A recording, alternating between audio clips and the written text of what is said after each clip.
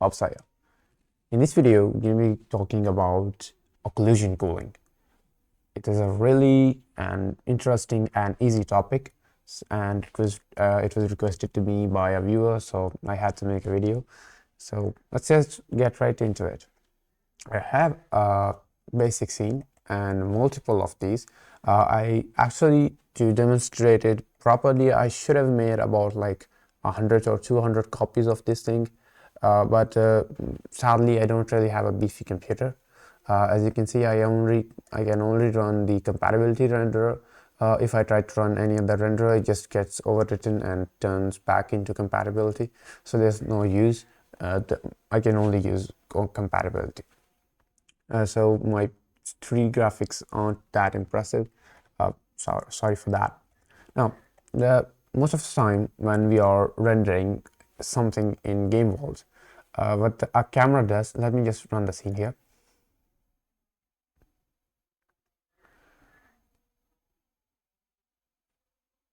Now, what our camera does is, you can see the FPS on the top right corner or top left corner. Sorry, my left is your right, something like that. So if you can see on that corner, there's the FPS. You'll notice that the FPS count is pretty low. That's part of the reason that because I don't have a good computer. But you can notice that the more of these buildings are getting in sight, the lower the FPS are getting. And this is the reason that most of the time open world games suffer from, low performance, because there's too much objects being rendered out on screen. Now, notice what happens if I look away. The FPS straight go to 60 FPS. Now, this would have been quite enough. This feature, what you call, is default integrated into any kind of rendering engine. This would have been enough if we were a spectator like me who can float around anywhere in the world. Now let's go ahead and let's land on one of these islands. Now, as soon as we get there, you can see the FPS still are quite low. They have improved, but still quite low. What could be the reason behind this? As we are exploring the environment, you can notice that while there's not much, even though I'm just watching this wall, there isn't much in front of us, but there's still the FPS aren't really that good. So that's the position most of the devs are put into and can't understand what to do to improve performance. That's where occlusion culling comes into the scene. Now here's the thing, what occlusion culling does is that it only renders the things that are visible to the screen. For example, here there are just a couple of things visible here. There's a tree, there's some houses, there's this arrow thing. So they're just 5 to 3 things, which in turn should lead to good FPS because there's just a couple of things here. Or I just face against this wall, so there's only this wall being rendered. It should have a lot of FPS, but it doesn't, because anything that is in front of the camera screen, regardless if it's hidden or not, it's going to be rendered. That means if all of the things behind this island are hidden behind this island, all of them are still being rendered. Let's fix that using occlusion culling. Let's exit out and let's go ahead. Now, setting up occlusion culling is the simplest thing in the world in Godot, thanks to the built-in occlusion culling system. So, what you need to do is go to project settings, and you need the advanced settings turn on. Let's go to general and search for occlusion culling. Occlusion culling here under rendering. Now let's see, it's actually visible without the advanced options.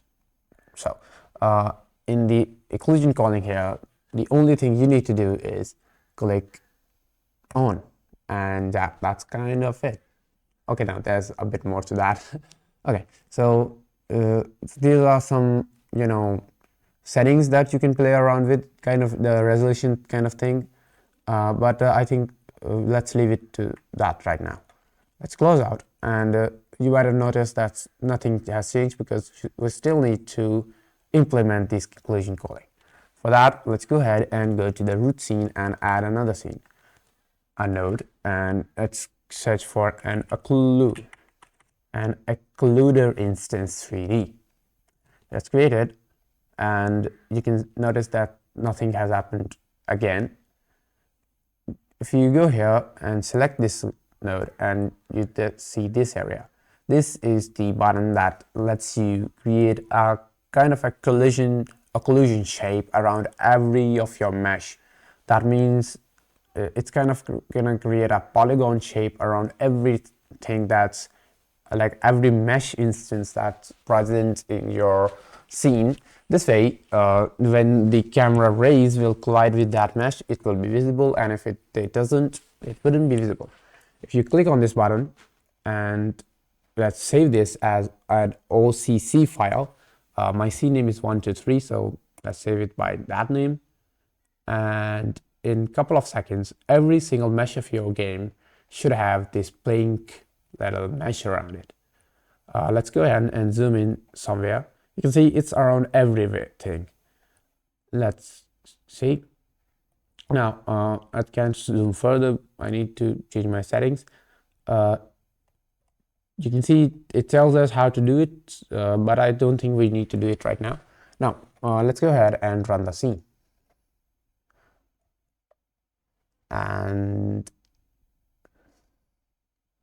let's go.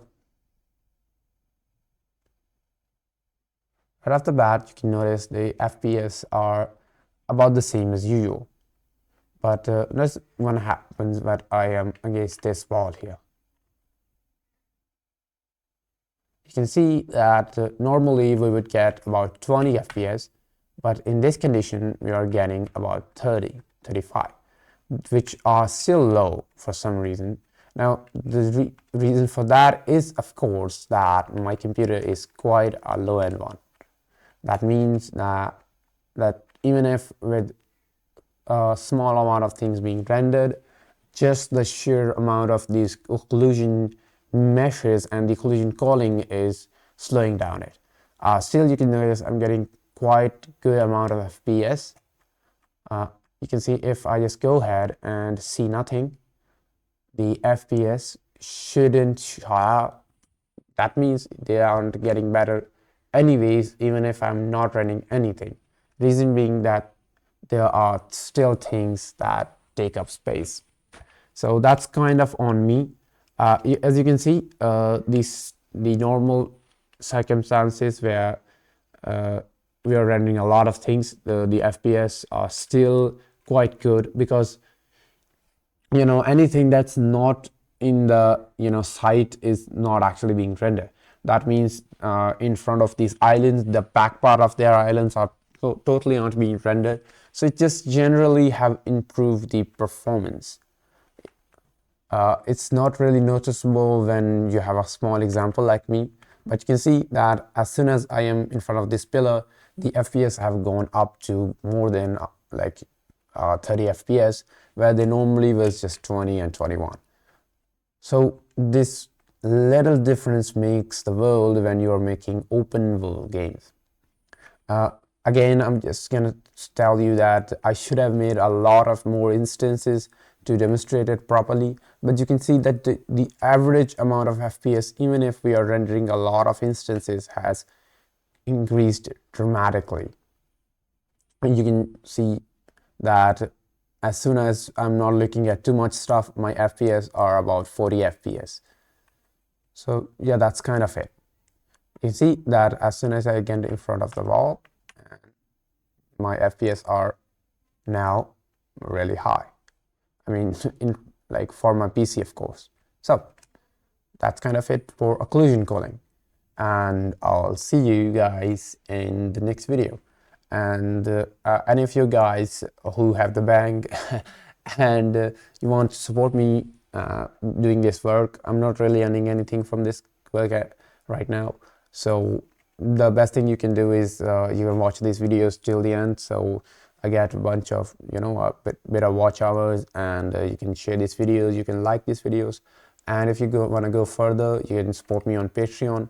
But I think just you watching these videos till the end is more than you can do for me. And liking these videos, subscribing to the channel, giving a comment, that to boost my, you know, confidence on making this work would be mean a lot to me. So yeah, just a friendly request here, and I'll see you in the next one. Thank you for watching.